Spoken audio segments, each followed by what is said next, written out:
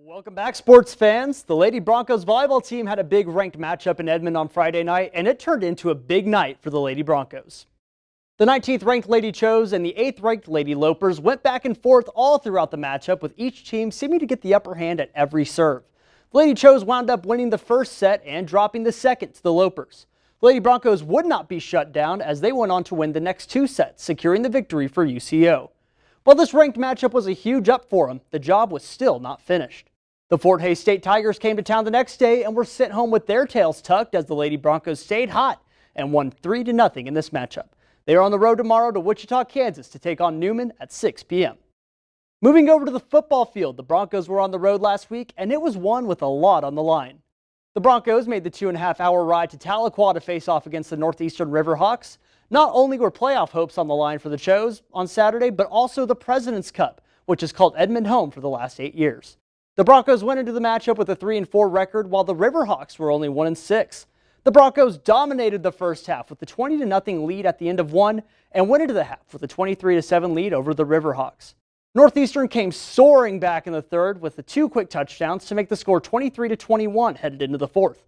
But it was all Broncos from there, and they headed back to Edmond with the President's Cup on a 37-21 win over Northeastern. Quarterback Dawson Hurl led the way for the Broncos with 3 touchdowns on 19 completions for 258 yards and 1 interception. The Broncos are back on the road next week to take on Fort Hays State for the Tigers Hall of Fame game. Oklahoma State had a Big 12 matchup that turned into a shootout this weekend, and it was a much-needed win for the Pokes. The Pokes came into the matchup on a 2-game win streak, which is much needed after 2 losses to Iowa State and South Alabama that put a lot of questions up in the air. The Pokes and Mountaineers duked it out in West Virginia on Saturday, but in the end, State came away with a 48-34 win. They currently sit at 4th place in the Big 12 with a primetime matchup against the new addition to the conference, Cincinnati, next week.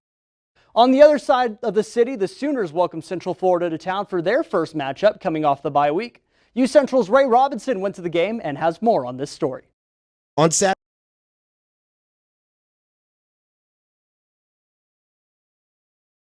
On Saturday, an undefeated Oklahoma Sooners took on a UCF team that was definitely hungry for their first conference win of the season.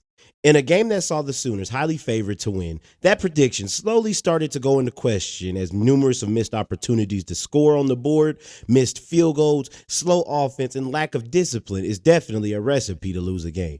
OU's defense remained consistent throughout the game as they held UCF to 149 yards rushing. In an ugly but a win not to be taken as seriously as Brent Venables understands the management of success can dictate how far a team can go. Poorly managed success is the number one reason for failure. And so some people will say, well, you didn't handle that success very good. That's fair game. That's, again, one way to look at it. I look at it as individual moments. Like, well, for first 4 drives on defense, we were amazing. We handled the success great. But then we lost our mind and the poise in the moment, and we taunted somebody after a great stop, and we got punished for it. This tight game went all the way to the finish as the game ended 29-31 with Oklahoma winning. As they prepare for Kansas in the next game on the road, continuing this undefeated record is one that they will not take lightly as Venable has a great idea of what to expect from them. We better have some things figured out and get better because we're going on the road to play a really good Kansas team that's rested and incredibly, they're feeling pretty dang good about themselves right now. That team that we just barely escaped, I think they might have beat them by like 5 touchdowns or something. Thank you for that, Ray. And finally today, the Conference Championship Series are wrapping up in the major leagues. And the one word used to describe those series, cinema.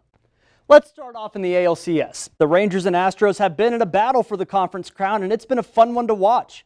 The Rangers took a 2-0 series lead before headed back to Arlington, where the Astros went on a 3-game win streak and looked to close it out last night back in Houston. The Rangers would not go down silently. They came storming back last night to force Game 7 tonight in Houston. Over the NLCS, the Phillies look to clinch their second World Series berth in 2 years, but to do that, they need to fight off the Diamondbacks, who are anything but easy to put away. The D-backs' last hope is tonight against the Phillies in Philly, so the odds are stacked against them.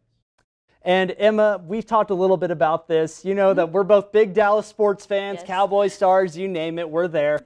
Who do you have tonight? Rangers, Astros, the battle for Texas. It all comes down to this. It's going to be a close one. My mom and dad and we watched the game last night. My mom's an Astros fan. My dad's a Rangers fan.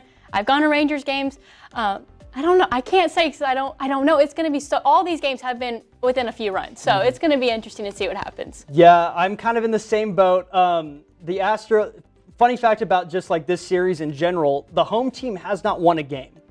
So each team that's been away has won each game. So hopefully that trend continues tonight since the Rangers are in Houston. I'm hoping for that, but we'll see. It'll be a matchup for sure. It'll be a very, very good game. Well, thank you, Mark.